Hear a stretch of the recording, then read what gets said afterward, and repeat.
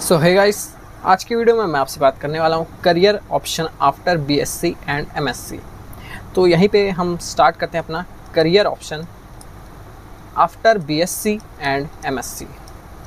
तो हो सकता है आप दो तरह के स्टूडेंट्स हो, ठीक है।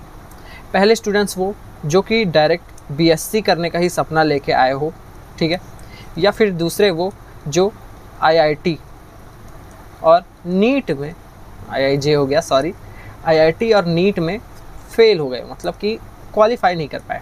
आईआईटी या फिर नीट में क्वालिफाई नहीं कर पाए, तो इसीलिए आपने सोचा कि मेरा साल बर्बाद ना हो, तो इसीलिए मैं बीएससी कर लेता हूँ या कर लेती हूँ। तो यहाँ से आप हो सकता है आप ये कैटेगरी के हो, कैटेगरी 1 के, या फिर आप हो कैटेगरी 2 के, ठीक है। दोनों की बात करेंगे। बीएससी को पहले डिस्कस करेंगे, फिर हम डिस्कस करेंगे एमएससी को, फिर आगे देखते हैं। और आपकी क्या क्वेरीज आती हैं वो कमेंट सेक्शन में आप कमेंट करोगे, तो उसके हिसाब से हर वीक डिस्कस किया जाएगा। तो कैटेगरी 1 का तो एकदम सिंपल सा फंडा था, ठीक है, कि हमें तो बीएससी ही करनी है, आईआईटी नीट के चक्कर में नहीं पड़ना, हमें जाना है साइंस, मतलब बीएससी करना है, उसके बाद हमें टीचिंग करना है, आगे देखते हैं और फिर फर्दर।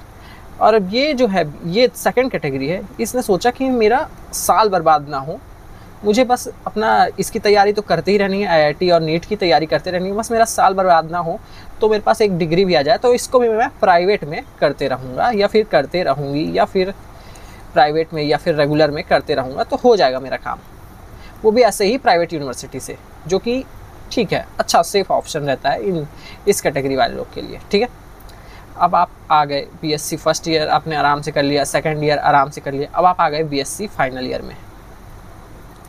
अब आपने सोचा कि मेरे पास तो बहुत टाइम वेस्ट हो गया है आईआईटी और नीट के, अब मैं नहीं देना चाहता, मैं अब सोच रहा हूँ कि बीएससी में ही आगे बढ़ा जाए, क्योंकि अब पीछे जाऊँगा तो मेरे को फिर से शुरू से स्टार्ट करना पड़ेगा। अब मैं एक डिग्री कंप्लीट करने ही आ गया हूँ लगभग, ठीक है। तो अब आपके पास वो एक क्वेश्चन आया होगा कि अब मैं करूँ तो करूँ क्या, क्योंकि अब आईआईटी और नीट तो मुझे नहीं करना, मुझे फिर से वापस नहीं जाना है, तो अब मुझे करना क्या चाहिए। अब आते हैं फिर से आपके पास दो रास्ते। या तो आपके पास एक इंटरेस्ट आ गया होगा, आप जो सब्जेक्ट कर रहे हो, फॉर एग्जांपल सीबीजेड से कर रहे हो, केमिस्ट्री, बायोलॉजी और जूलॉजी, ठीक है, बायोटेक से कर रहे थे, माइक्रोबायोलॉजी से कर रहे थे बीएससी, पीसीएम से कर रहे थे, ठीक है, कंप्यूटर साइंस से कर रहे थे, तो आपका एक सब्जेक्ट इंटरेस्ट भी बना होगा इस 3 साल में। या फिर हो सकता है आप बस ऐसे ही दे रहे थे और अपने क्लास के किसी टॉपर से आप पास होते जा रहे थे। तो यहाँ पे एकदम एक कैटेगरी आती है डेडिकेटेड स्टूडेंट की, और एक आती है नल्ले स्टूडेंट की, ठीक है, कोई बात नहीं, नल्ला भी चलता है, ठीक है। तो यहाँ पे अब आप सोच रहे हो कि अब मैं करूँ तो करूँ क्या बीएससी के बाद। ये वीडियो उन लोग देख रहे हैं जिनको पता नहीं है करना क्या है, और अगर जिनको पता है तो वो तो वेल एंड गुड ही है, ठीक है। डेडिकेटेड स्टूडेंट ये सोचेगा कि अब मुझे बीएससी के बाद 2 ऑप्शन है, या तो वो एमएससी करे या तो वो गवर्नमेंट जॉब करे, ठीक है। गवर्नमेंट जॉब कोई सी भी हो सकती है। नल्ले स्टूडेंट क्या सोचेंगे, एक डिग्री हो गई ख़त्म, अब मेरे से और नहीं पढ़ा जाएगा, अब मुझे सीधा चाहिए जॉब, मुझे नहीं है कोई सब्जेक्ट की नॉलेज, ना मुझे इंटरेस्ट है सब्जेक्ट में अपने डिग्री में, मैंने बस पास कर लिए किसी तरह से, या फिर मैं ऑनलाइन वाला था कोरोना काल वाला, तो मैंने बस पास कर लिया, मुझे अब सीधा जॉब चाहिए, वो भी गवर्नमेंट जॉब चाहिए। तो उसको क्या करना चाहिए, उसको सीधा तैयारी करना चाहिए यूपीएससी, अगर वो अच्छा है पढ़ाई में, स्टेट पीएससी, सीजीपीएससी हो गई, एमपीपीएससी हो गई, ठीक है, स्टेट पीएससी, बैंक,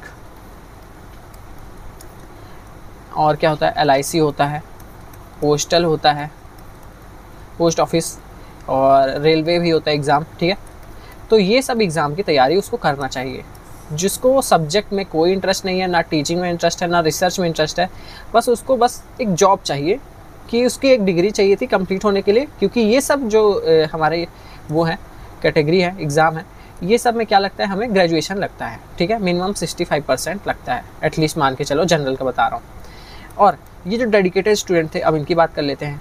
अब इनको करना है एमएससी, और एमएससी भी अगर करना है तो अच्छी नॉलेज चाहिए, ठीक है, या फिर इनको भी सीधा गवर्नमेंट जॉब करना है। इनको देखो, अब यहाँ डेडिकेटेड स्टूडेंट के पास भी अच्छी खासी सब्जेक्ट नॉलेज तो रहती ही है, ठीक है, सब्जेक्ट नॉलेज रहती है, पर उनका ये मन रहता है कि हो गया, मैं सब्जेक्ट तो कर लिया, अब मेरे को सिर्फ जॉब चाहिए, अब मेरे को ज़्यादा आगे नहीं बढ़ना है, इतना सब्जेक्ट नॉलेज काफ़ी है मेरे लिए। तो उनको भी यही सब जॉब के लिए प्रिपेयर करना चाहिए। पर जिनको और फर्दर आगे बढ़ना है इन टर्म्स ऑफ टीचिंग में, कि मुझे एकदम डीप पढ़ना है, या फिर मुझे इतना अच्छा रिसर्च में आगे बढ़ना है, ठीक है, या फिर मुझे और सब्जेक्ट को जानना है, तो यहाँ पे और भी एग्ज़ाम्स होते हैं। तो अगर आपको टीचिंग में आगे बढ़ना है, रिसर्च में आगे बढ़ना है, तो आपको करना चाहिए MSc। नहीं तो आपको जाना चाहिए, अगर आपको सीधा जॉब चाहिए और आपके पास कोई फाइनेंशियल वो सपोर्ट नहीं है, तो आपको सीधा मेरी मानो तो गवर्नमेंट जॉब पे ही जाना चाहिए, ठीक है। गवर्नमेंट जॉब ये वाली, इसकी तैयारी में लग जाओ, 1 साल 2 साल 3 साल में जॉब पक्की है। क्योंकि MSc के बाद, और बहुत सारे लोग का सवाल ये भी रहता है कि BSc के बाद B.Ed कर ले क्या, मुझे टीचिंग करना है, B.Ed मैंने सुना है बहुत अच्छा ऑप्शन है, ठीक है, ये भी रहता है। उन लोग बोलते हैं C.Tet कर सकते हैं यहाँ से। पर अगर आप BSc कर रहे हो, अगर मेरा पॉइंट ऑफ व्यू सुन लो एक बार, अगर आप BSc कर रहे हो और आपको अच्छा खासा अभी पकड़ है, ठीक है, ये आप सोचो कि अभी आपके पास बहुत अच्छा खासा पकड़ है सब्जेक्ट में, तो आपको फर्दर MSc ही करना चाहिए एकदम उसी के जस्ट बाद।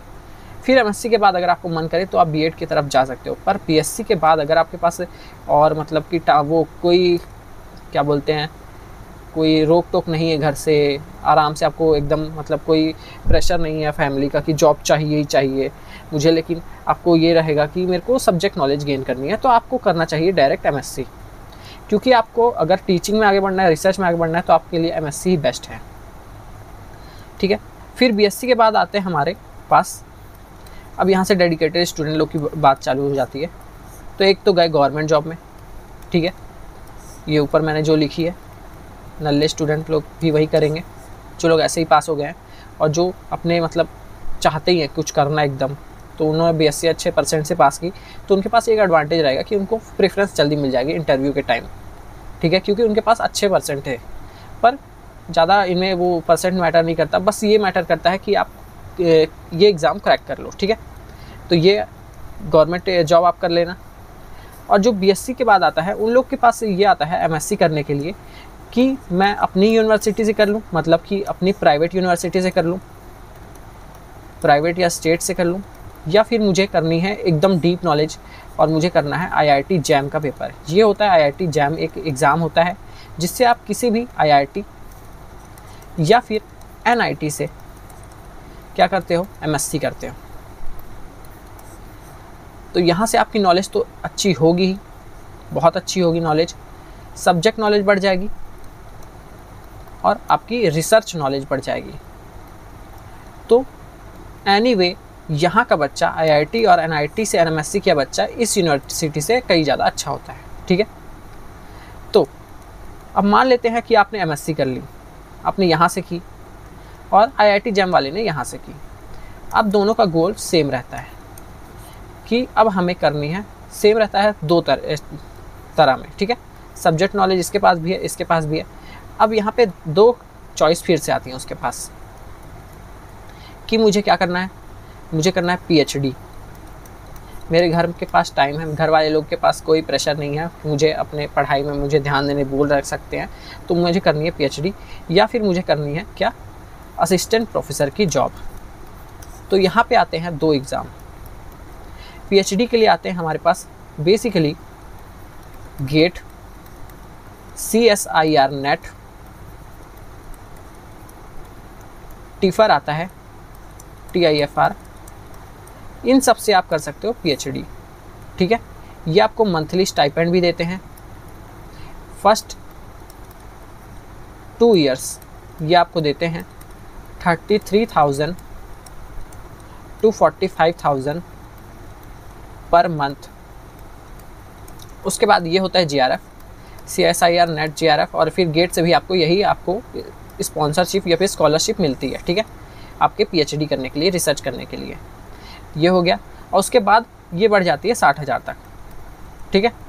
तो ये हो गया एक, अगर आपको PhD करनी है। अगर आपको असिस्टेंट प्रोफेसर बनना है तो आपको कोई भी सेट एग्ज़ाम देना पड़ेगा, नेट एग्ज़ाम देना पड़ेगा। नेट में LS भी होता है, ठीक है, नेट LS यहाँ पे दोगे आप, और CSIR नेट JRF पीएचडी के लिए देते हो, ठीक है। तो ये सब होता है ऑप्शंस।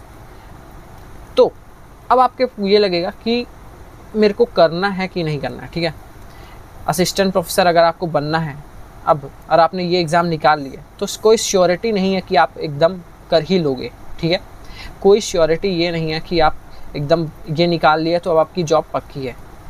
सेट का अगर आपने एग्ज़ाम दिया तो आपने जिस स्टेट से दिया है, जैसे कि एक हो गया सीजी सेट, तो यहाँ से अगर आपने छत्तीसगढ़ से एग्ज़ाम दिया, सीजी सेट आपने क्लियर कर लिया, तब वहाँ का स्टेट कमीशन जो रहता है वो असिस्टेंट प्रोफेसर के एग्ज़ाम निकालता है, जिसको हम बोलते हैं CGPSC असिस्टेंट प्रोफेसर एग्ज़ाम, ठीक है।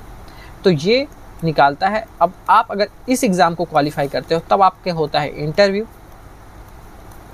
फिर उसके बाद ही आप जाते हो कहाँ पे, किसी भी यूनिवर्सिटी में एज अ असिस्टेंट प्रोफेसर, ठीक है। यहाँ पे एक और एग्ज़ाम होते हैं बहुत सारे।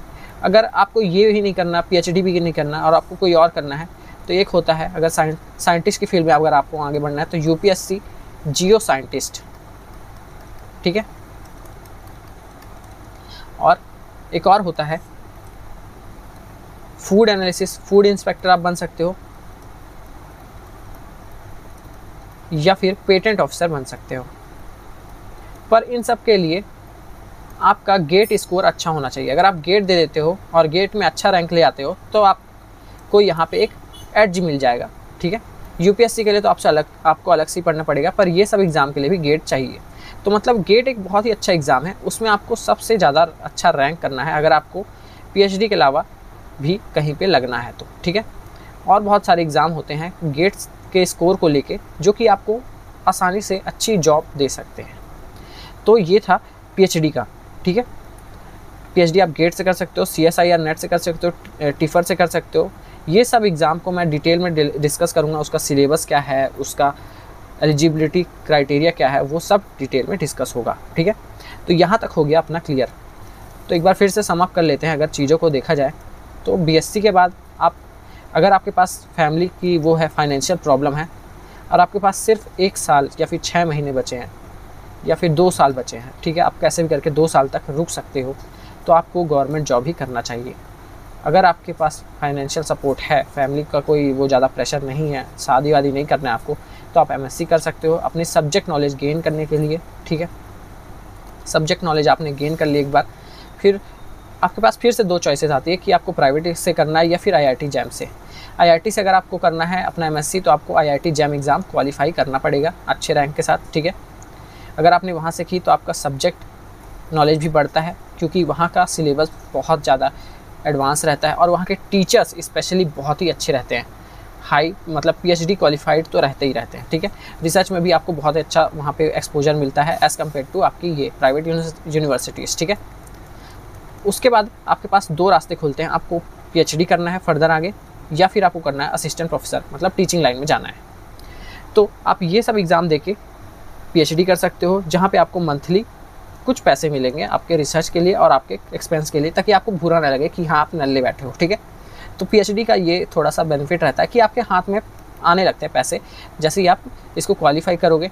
हाँ, और जैसे ही आप क्वालिफाई करोगे तो मतलब ये नहीं कि आप डायरेक्ट PhD कर रहे हो, आपको क्लियर करना पड़ेगा इन सब एग्ज़ाम के बाद इंटरव्यू। अगर आप इंटरव्यू में पास होगे तब जाके आपको PhD मिलेगी, PhD में एडमिशन मिलेगा, फिर आपको ये सब मिलेगा, ठीक है।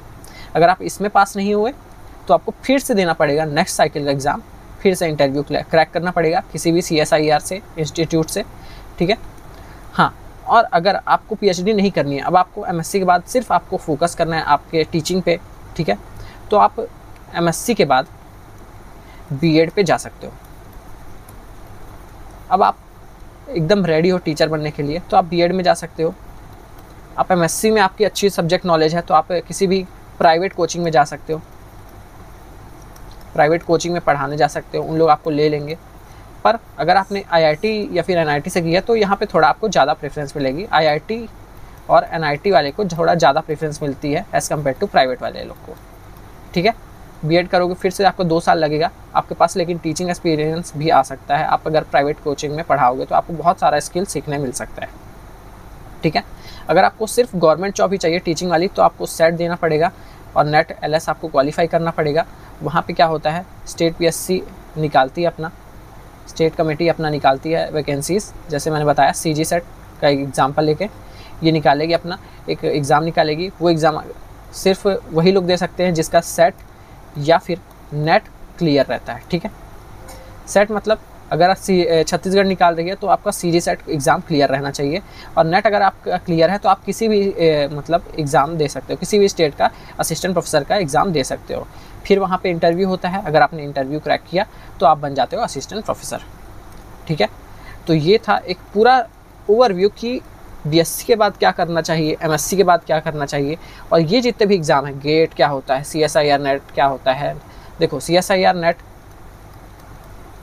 एक होता है जेआरएफ और एक होता है CSIR net LS. JRF specially उन लोग देते हैं जिन लोग को पीएचडी में आगे बढ़ना रहता है, और एलएस उन लोग देते हैं जिन लोग को असिस्टेंट प्रोफेसर के लिए कोई क्राइटेरिया फुलफिल करना रहता है। मतलब कि जिन लोगों को पीएचडी में कोई इंटरेस्ट नहीं रहता, बस उनको नेट क्वालिफाई चाहिए क्योंकि उन लोग को आगे असिस्टेंट प्रोफेसर बनना है। और जेआरएफ उन लोग को देना पड़ता है जिनको सिर्फ पीएचडी करना है, और जो जेआरएफ देता है वो अपने आप ही एलएस के लिए मतलब कि लेक्चररशिप के लिए क्वालिफाइड रहता है। ठीक है, एलिजिबल रहता है। तो आज की वीडियो में हम इतना ही कवर कर रहे हैं कि आखिर आपको करना क्या चाहिए। इसके बाद हम नेक्स्ट वीडियो में अगर कमेंट आया किसी भी एग्ज़ाम के बारे में रिलेटेड तो मैं उसका लूँगा पूरा एकदम डिटेल्ड व्यू। ठीक है, मतलब डिटेल एलिजिबिलिटी क्राइटेरिया, आपका कास्ट क्या हो गया, ठीक है, पूरा मैं लूँगा उसके बाद कि आपको करना चाहिए कि नहीं करना चाहिए। जैसे यूपीएससी एग्ज़ाम क्या होता है वो उसका मैं पूरा एकदम डिटेल बताऊँगा कि क्या क्या क्वालिफ़िकेशन लगती है, क्या क्या रहता है, बैंक के कितने एग्ज़ाम्स होते हैं, एलआईसी के कितने एग्ज़ाम्स होते हैं, पोस्टल रेलवे ये सब के कितने एग्ज़ाम्स होते हैं, क्या क्राइटेरिया है, क्या सिलेबस है, वो सब मैं अगर आपका कमेंट आएगा तभी मैं बनाऊँगा उसके ऊपर वीडियो। ठीक है, और सीएसआईआर नेट जेआरएफ क्या होता है, उसका एलिजिबिलिटी क्राइटेरिया क्या होता है, कितना पढ़ना चाहिए, कितने घंटे देना चाहिए, क्या यूट्यूब ही इनफ है ये सब एग्ज़ाम को क्रैक करने के लिए या फिर अलग से कोई प्लेटफॉर्म ज्वाइन करना चाहिए, वो सब भी मैं बताऊँगा। ठीक है, तो अगर आपको ये वीडियो अच्छा लगा इसको लाइक कर देना, चैनल को सब्सक्राइब कर देना, और कमेंट तो करना ही अगर आपको किसी भी एग्ज़ाम के बारे में जानना है, जैसे कि गेट क्या होता है, सीएसआईआर नेट का सिलेबस क्या है, एलिजिबिलिटी क्राइटेरिया क्या है। अगर आपको मेरा वीडियो नहीं देखना है तो भी आप सर्च कर लेना। ठीक है, सर्च कर लेना तब आपको पता चल जाएगा कि क्या होता है। यहाँ पे मैंने एक मैप बना के दे दिया कि आपको करना क्या चाहिए। ठीक है, सो गाइस ये था छोटा सा वीडियो, मिलते हैं नेक्स्ट वीडियो में, तब तक के लिए बाय बाय।